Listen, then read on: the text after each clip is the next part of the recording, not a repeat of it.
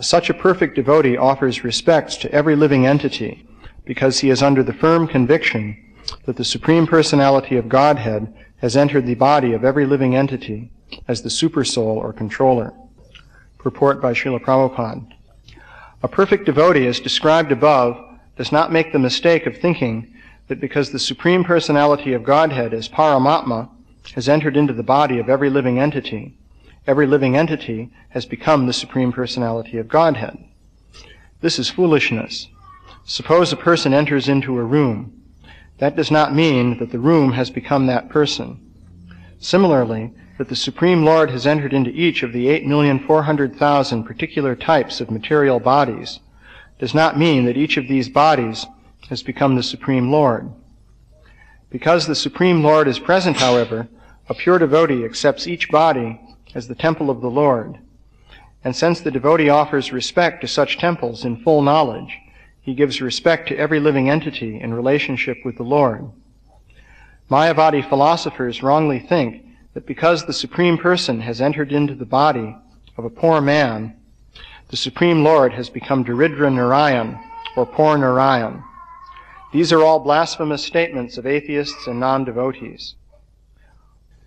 So, actually, if we really do believe that the Supreme Personality of Godhead is personally present within the body of every living being, then we should certainly have respect for every living being. After all, if God is there within that body, then that body must be something important. How can you fail to show proper respect? Yet even though one may theoretically believe this, there's a tendency to forget it under appropriate circumstances. In any case, it is stated here that the Supersoul is present within the body of every living entity. In particular, the word Ishvara is used to refer to the Supersoul. The actual fact is that the activities of the body of the living entity are actually directed by the Supersoul. It is stated in Bhagavad Gita that the individual living entity is riding on the body, which is compared to a machine made of material energy, yantra rudani maya ya. And the Supersoul is like the driver of that machine. If you think of the machine as an automobile or something like that. The individual living entity is like the passenger. So actually the activities of the body are under the control of the Supersoul. This has quite a number of implications. The one important implication is in regard to modern scientific thinking, is that the body is not strictly following the laws of physics. This is of some importance because there will be people who will try to say that everything in nature follows the laws of physics, and these are the laws of God. So in that sense, everything in nature is following the directions of God. So they will say that this is a theistic view. But in actual fact, the body is not following certainly the laws of physics, because the laws of physics make no provision for the Supersoul to control the activities of the body. Unless you want to say that whatever happens according to the laws of physics is what the Supersoul directed the body to do. But that's certainly jugglery of words. In actual fact, however, the Supersoul directs the activities of the body in a very personal way. First of all, free will is also a reality.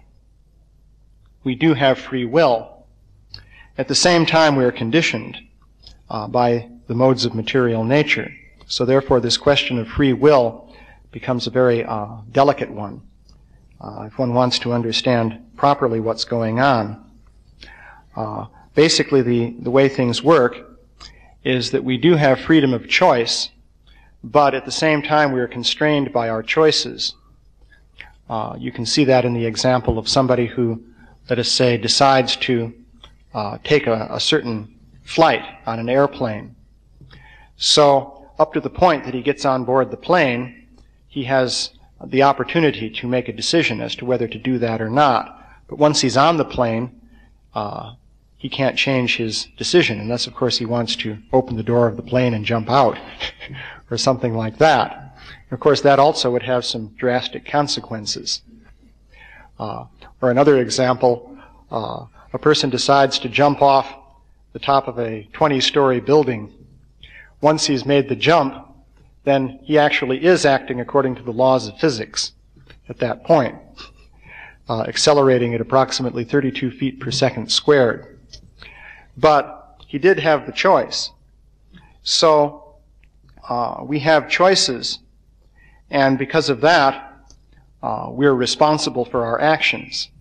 It's also stated in Bhagavad Gita that Krishna does not take responsibility for anyone's actions, even though he's guiding the body as the supersoul.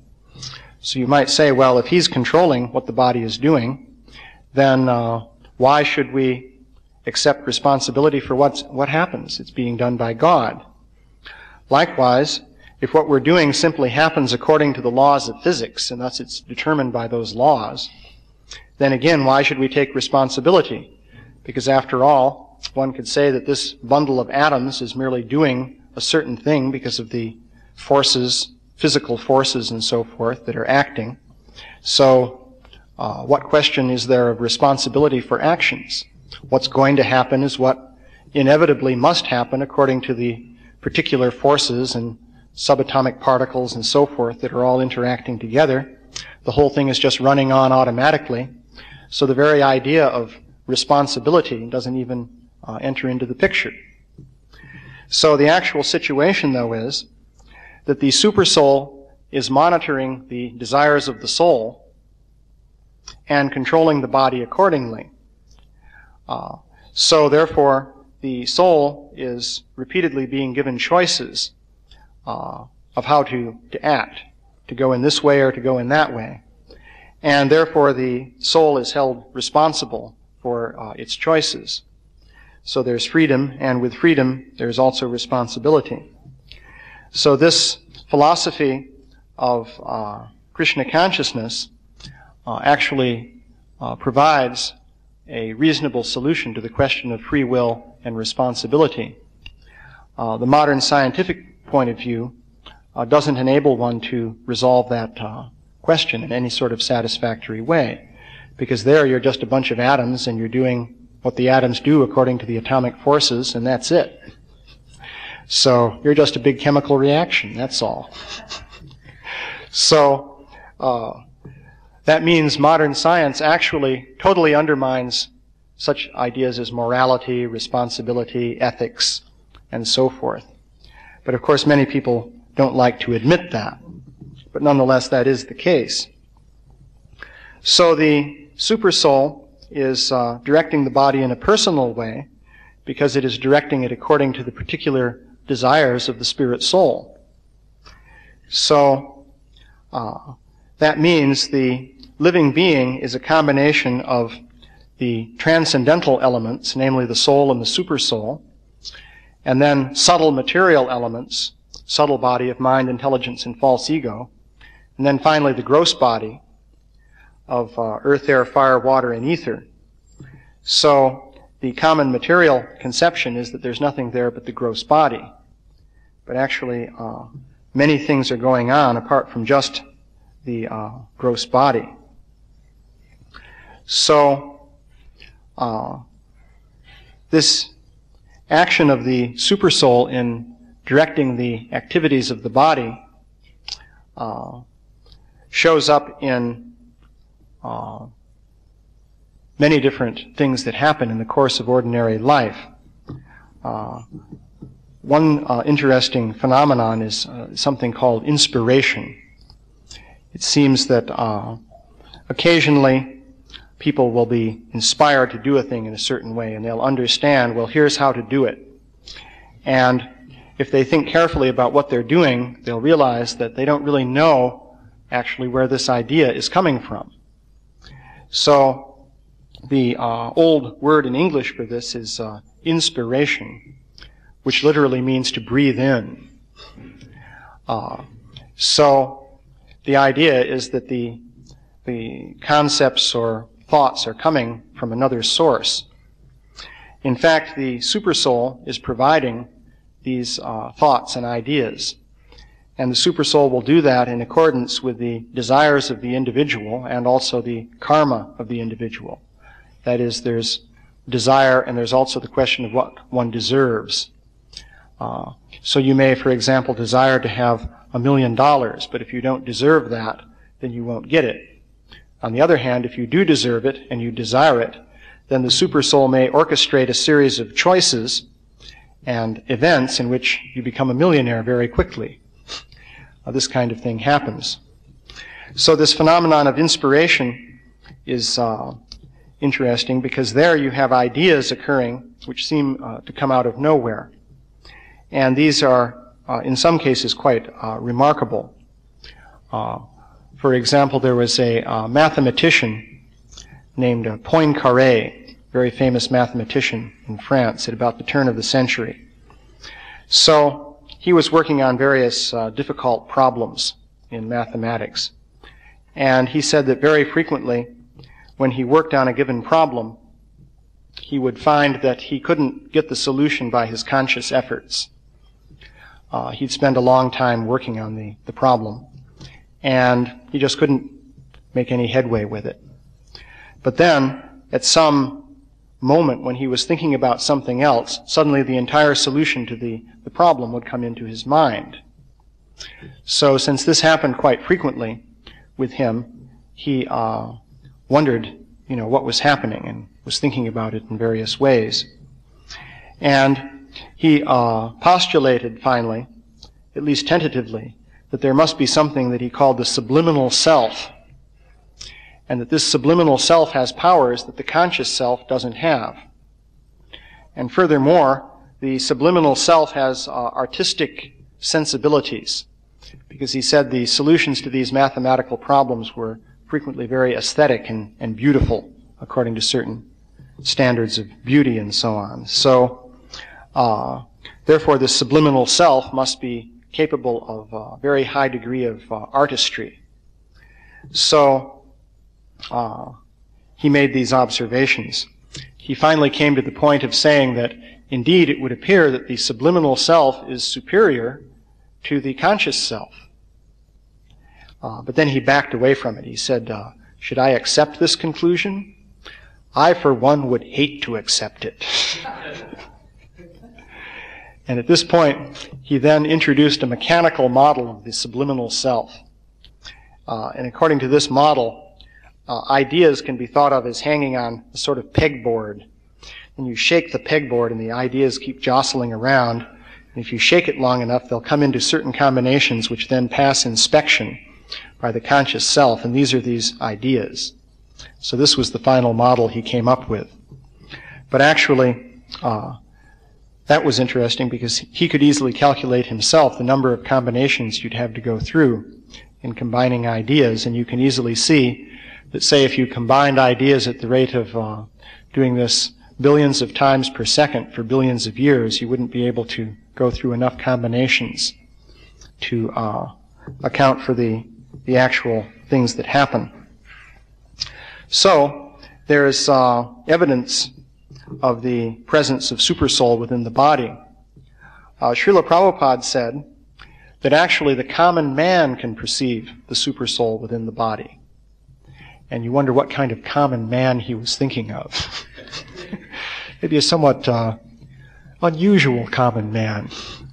But he outlined a series of steps that you can go through.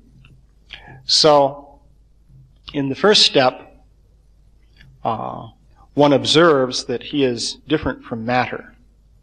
Srila Prabhupada said that you can observe this if you think carefully. You observe the activities of the body and the mind, and basically you have to discriminate between that and yourself. You yourself are the observer. Well, it's fairly easy to do this with the body because you can say, well, I'm not the hand. This is the familiar example. Seems pretty obvious. You're not your hand, you're not your foot. Some people may have trouble when it comes to saying you're not your head. Because obviously if the hand or the foot is cut off, you can continue to exist, but that's not true if your head is cut off. So there may be difficulties there. But still, you can say that just as you're not this hunk of flesh in this part, presumably you're not this hunk of flesh up here either. When it comes to the mind, it's a little bit more subtle, but you can analyze and distinguish between yourself and the thoughts that go through the mind. Because you can say, well, okay, this is a thought, so it's a particular entity. So that's not me because I'm observing this thought. And also one can see that one's thoughts in some cases tend to get out of control. So if the thoughts were really part of me, then in what sense would they be out of control? The fact that one sometimes even feels distress about one's thoughts being out of control suggests that the thoughts are something different from the observer who's perceiving those thoughts. So one can engage in a process of introspection and differentiate between the self and the mind and body. But this isn't a matter of logical proof, that is, that I stand before you and prove that you can do this, but actually each person has to do it within himself. It's a matter of introspection. But Srila Prabhupada said you can do this if you think very carefully. So then he said the next point is that when you have discriminated between yourself and the material body, then you must recognize that the material body is conditioned and controlled by the laws of nature. So then the next step is to see that there must be a controller of nature. And in fact, this controller is looking after the individual just as a father might look after a child. Because, in fact, material nature, acting according to its laws, is in fact doing things in such a way as to satisfy the desires of the individual and convey to the individual proper ideas about how to act and how not to act and so forth. And so Srila Prabhupada said that then on this basis you can recognize that the supersoul must exist and must be directing the body. And he said that if a person becomes disconnected from the direction being given by the supersoul, then he's a deranged man. He's crazy.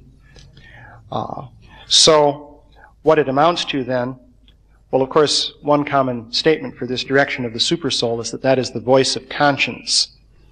In other words, that which gives you good advice as to what to do from moment to moment. This is actually a very real thing. So, if one thinks very carefully, one can perceive the presence of the supersoul within the body.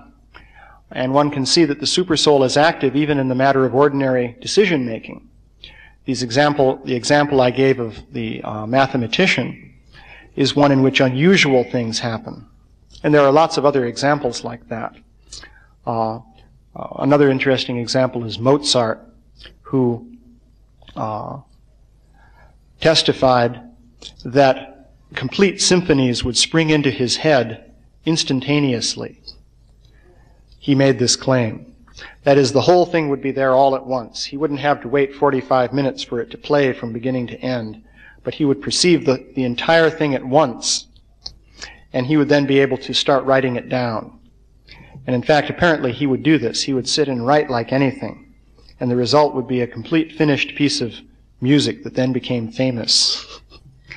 So he was at one point commenting on how this happened, and he said that he had nothing to do with it. These things just came to him, and he thought they were coming from God. In fact, he was right. They are. So these are extreme examples. But even in the ordinary day-to-day process of decision-making, Srila Prabhupada said that if you think carefully, you can see how the supersoul is directing the activities of the body. He then went on to say that this level of understanding is just the beginning, because this would correspond ultimately to Paramatma realization if you carried this to the point of really understanding it, as opposed to just theoretically thinking about it as an argument.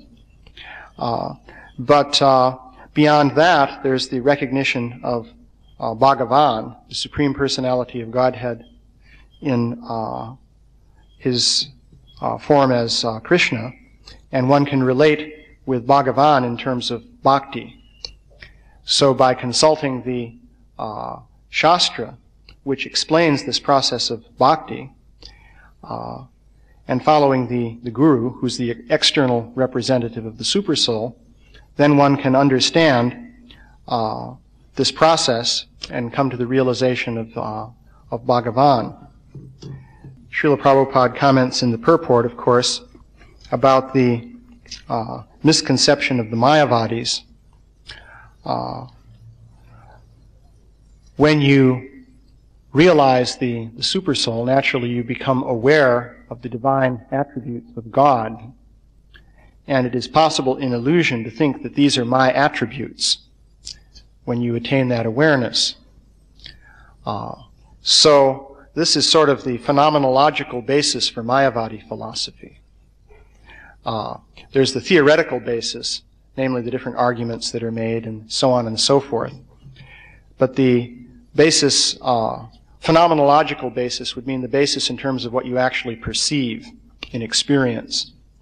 So it is possible for a yogi, or not necessarily even a yogi, but even an ordinary person, to come to a state of actually realizing the some of the divine attributes of the Supersoul who is present within the heart. And then if you make the mistake of thinking that that's me, then that leads to the Mayavadi philosophy. So Srila Prabhupada points out the error in that. And then, of course, one way of committing this error, one way to do it is to say that, well, it must mean that I'm God, therefore I'm very great. And the other way of doing it is to say it means that God must be very poor. And that's the Daridra Narayan concept. So, are there any questions? Yeah? This deserving and desiring, I'm just mulling over that. And in terms of just in the materialist category, it seems like there's not a complete division between those two.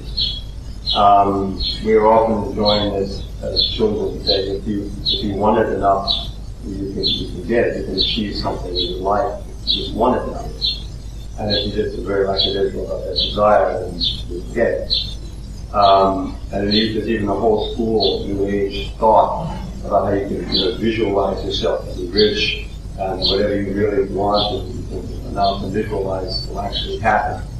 And on the other side, in our just in pure bhakti, it seems as if the desiring is almost the whole show.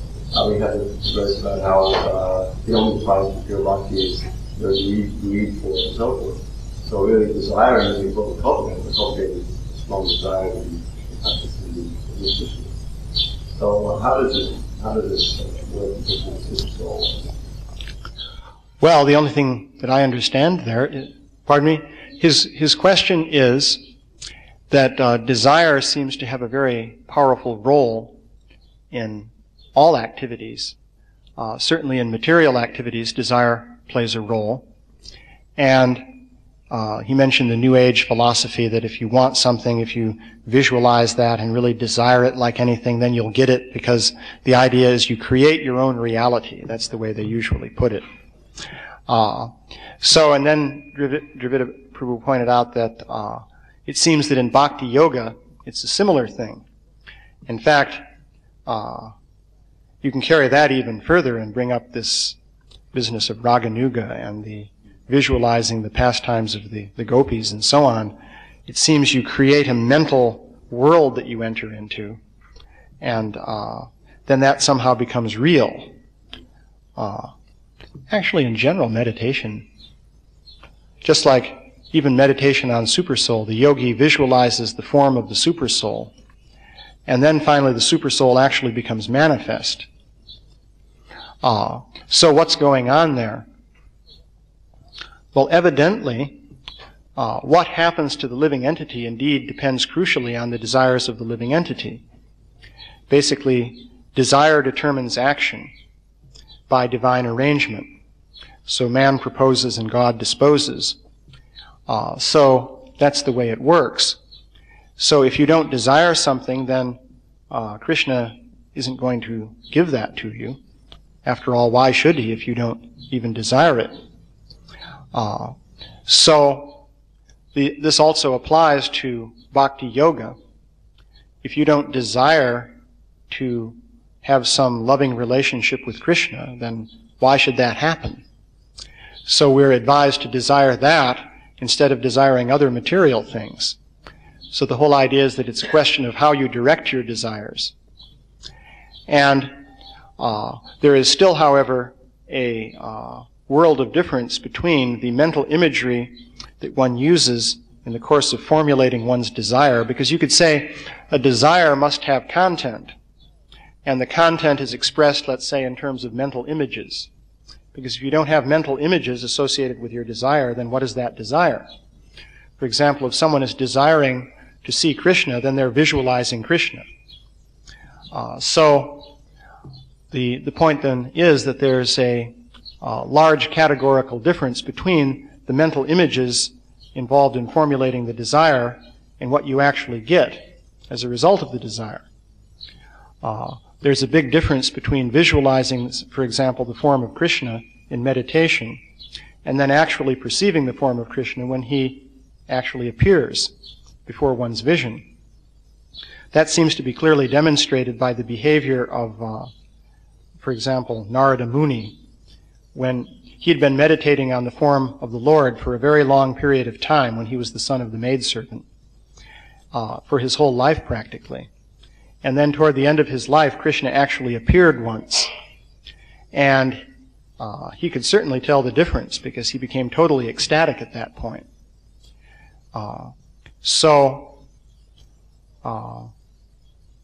When Krishna actually appears, that's different from the imagery.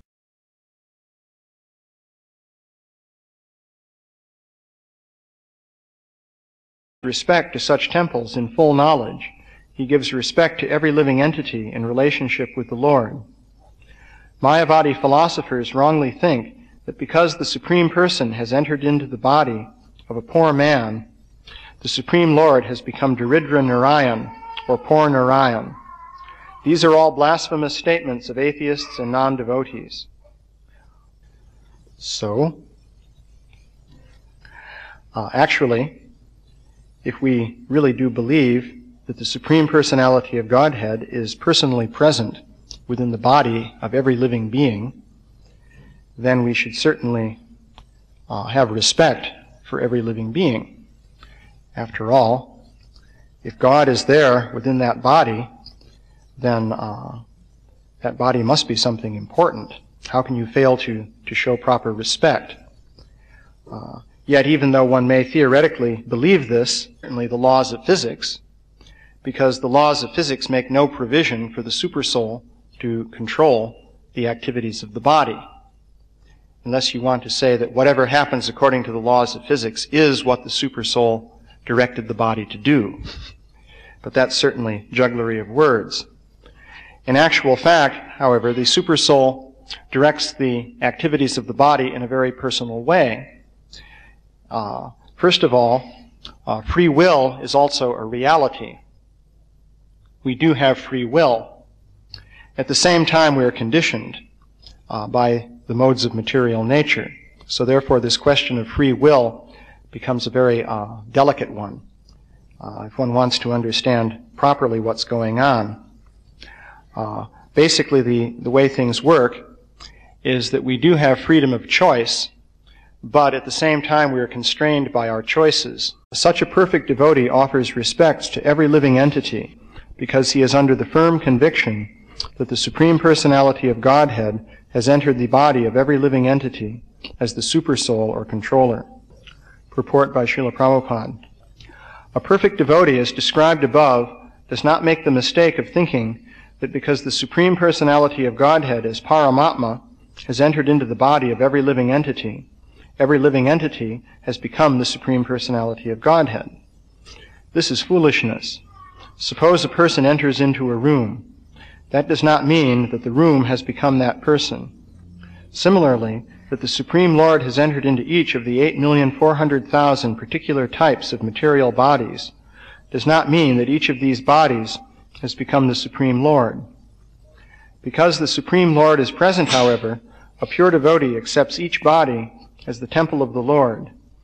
And since the devotee offers the individual living entity is like the passenger, so actually the activities of the body are under the control of the supersoul. This has quite a number of implications. The one important implication is in regard to modern scientific thinking, is that the body is not strictly following the laws of physics. This is of some importance because there will be people who will try to say that everything in nature follows the laws of physics, and these are the laws of God. So in that sense, everything in nature is following the directions of God. So they will say that this is a theistic view. But in actual fact, the body is not following certain. There's a tendency to forget it under appropriate circumstances. In any case, it is stated here that the supersoul is present within the body of every living entity. In particular, the word Ishvara is used to refer to the supersoul. The actual fact is that the activities of the body of the living entity are actually directed by the supersoul. It is stated in Bhagavad Gita that the individual living entity is riding on the body, which is compared to a machine made of material energy, yantra rudani maya ya. And the supersoul is like the driver of that machine. If you think of the machine as an automobile or something like that.